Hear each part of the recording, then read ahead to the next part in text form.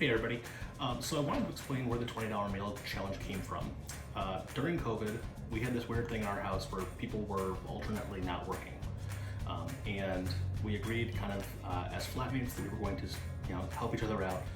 And since no one really likes to cook in the house but me, I would do the cooking and we would all chip in a little bit between 30 and 50 bucks a week, depending on who had what they could chip in. And I would make sure that everyone had 3 meals a day for the week. I also noticed that during COVID, like many people, I was starting to gain a little bit of weight from sitting around working from home. Didn't like that, so I wanted to start eating healthier, which meant the meals I was making are going to be better for you nutritiously than ordering takeout pizza all the time, which, yeah, Little Caesars $5 pizza is cheap, but it's also not really good food. So what I realized over the course of the summer and over the course of the year was that there were easy ways to make restaurant quality meals very inexpensively and very cost effectively. Now to me, cost effective means I can serve 4 people at least twice. So I'm gonna get a main course and then another full serving is left over that they can take into work. And that to me was basically where the $20 meal challenge. Everything I make, or everything I'm going to be making as part of this challenge is a meal that is $20 or less at the supermarket, and it can serve at least 8 servings. So let's see how we do. We actually have a randomizer going now, so we are going to do our first random challenge today. All right, I just pulled this randomizer app off the internet, so we're gonna see what we can do with this. This is gonna start with a protein, and then we're gonna go for style. So our protein is going to be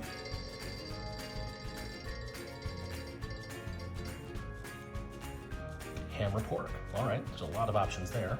Oh, good, now we have an ad. And now, let's go to food style. What style are we going to be making this in?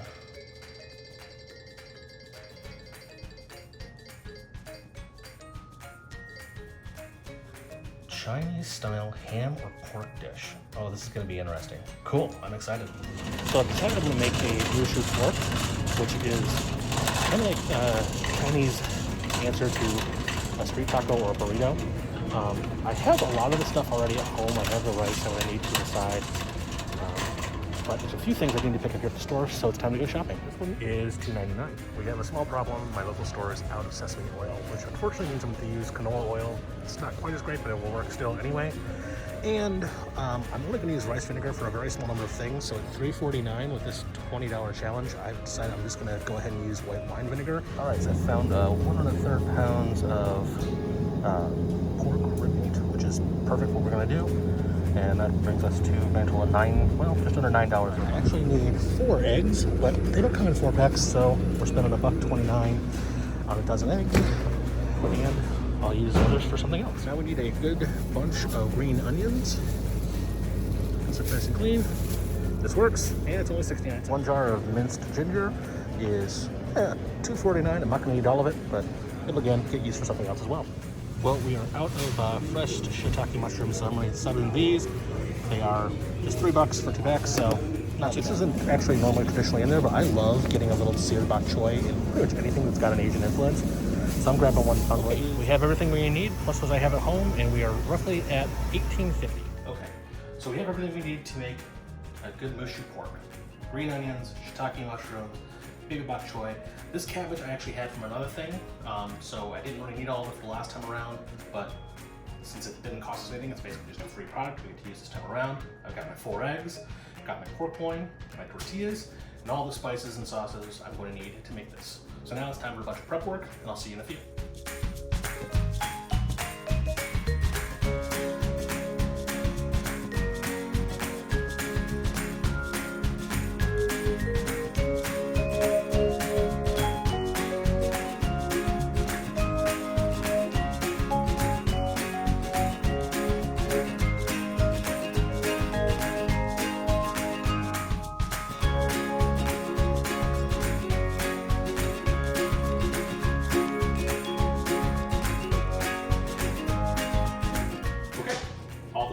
Done. We've got our onions. We actually have them divided up so that the whites and the greens are different. We're going to use them separately. I'll show you why in a few. I want to make sure that everyone understands you have to have all your prep work done when you're doing anything that's stir fry related, because once it's in the pan, it's not going to be there very long. You won't have time to chop or dice anything at all while something is cooking. So get everything ready. We have everything ready now. Let's start. We're going to go with the pork first.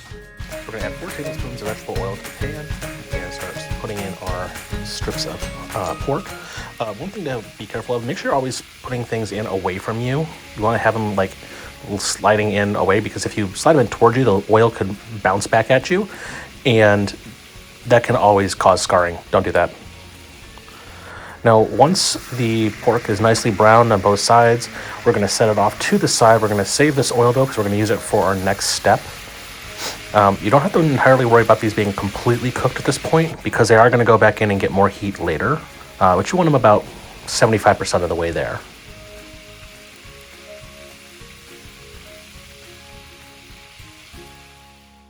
So at this point, we're going to keep the oil we had left. I'm going to add 2 more tablespoons of vegetable oil, our onion whites, and the mushrooms, and we're going to let this cook down. Stir it up a little occasionally, make sure it's fully coated, and cook it down until it's nice and soft. Alrighty, so once our mushrooms and onions are looking like this, they are brown and soft and smell absolutely delicious, it is going to be time to push them off to the side. And we are going to tilt the pan ever so slightly to make sure we get as much of the oil out of them and into the now open space. So we can add in our egg mixture, which is obviously already beaten up a little bit. And beat it one more time, get it in the pan, and lightly scramble this in the pan. Now you're going to notice, I always try and use a wooden spatula if I'm using a nonstick pan, just because I don't like using metal. I don't want to ruin my pans. I don't care what they say, metal spatulas, nonstick pans, it's a great way to ruin them. And the option of using a plastic one is just, well, I don't like plastic in my food. All right, once your eggs have firmed up a bit, it's time to mix them into your mushrooms and onions. And then we are going to set this aside as well. Alrighty, now we're going to add 2 tablespoons of vegetable oil and our green onions. And then we're going to add in all of our shredded cabbage.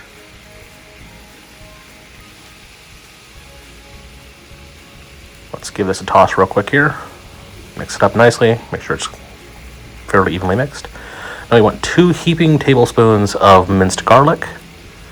And then we're going to do another 2 heaping tablespoons of minced ginger as well. We'll mix this all up, let it cook down. We're going to add in the sauce we made earlier. See, we would not have had time in that minute and a half to make this sauce, just saying. Prep work ahead of time, key. Add in our meat and our egg, mushroom, and onion mix. Stir this up, fold it over nicely. Depending how big your pan is, you might be able to actually do a real stir. But this is it. This is what Mushu pork is. Now we're going to individual serve it wrapped up in a flour tortilla with a side of white rice and the bok choy. I know you're going to love this. Please comment below with how your version turned out. Don't forget to like this video and subscribe to see our next culinary adventure.